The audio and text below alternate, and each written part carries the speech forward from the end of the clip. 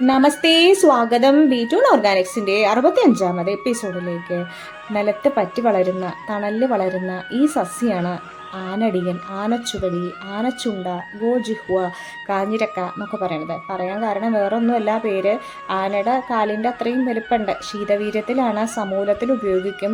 എലിയും വയറുമാണ് പ്രധാനമായിട്ട് ഉപയോഗിക്കുന്നത്. ദഹനവ്യവസ്ഥ ശക്തമാക്കണതാണ്. അതുകൊണ്ട് തന്നെ ഭക്ഷ്യയോഗ്യമാണ്. ജ്യൂസായിട്ട് കഴിക്കാം, ചോറ് വയ്ക്കുമ്പോൾ അതിൽ ചേർത്ത് ചോറുണ്ടാക്കാം, അപ്പുണ്ടാക്കാം, അട ഉണ്ടാക്കാം, അതൊക്കെ ഉപയോഗിക്കാം കേട്ടോ.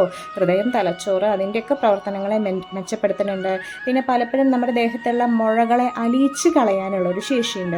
മന്ത്, പ്രമേഹം, പാമ്പ് വിഷം, പനി, മൂത്രക്കടച്ചിൽ, വയറിളക്കം, ഗൊണേറിയ, ശ്വാസകോശ രോഗങ്ങൾ, മലദ്വാര രോഗങ്ങൾ, എസ്പെഷ്യലി ബ്ലീഡിങ് പൈൽസ്, അർഷസ്, ദഹനവ്യവസ്ഥ ശക്തമാക്കണോണ്ട് തന്നെ രോഗങ്ങൾക്കൊക്കെ തന്നെ ഉപയോഗിക്കും.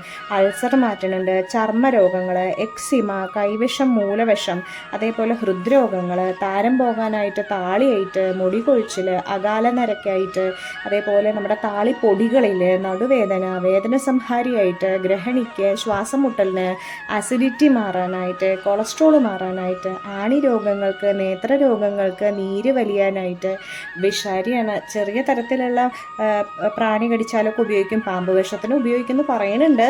എത്രത്തോളം ഇപ്പോഴത്തെ കാലത്ത് അത് സാധ്യമാവുമെന്ന് അറിയില്ല. പിന്നെ പണ്ടൊക്കെ മൃഗങ്ങളുടെയൊക്കെ ദേഹത്ത് ഇങ്ങനെ മുറിയുണ്ട്, വ്രണം ഉണ്ടായിട്ട് അത് പഴുത്ത് അന്ന് പുഴു വരണ ഒരവസ്ഥ ഉണ്ടാവും. അപ്പോൾ അതിന് ഇത് ഇല ചതച്ചിട്ട് കിഴി കെട്ടിയിട്ട് കഴുത്ത് തൂക്കിയിടുകയാണ് ചെയ്യുക. ഏത് വ്രണവും കരിയൂട്ടോ.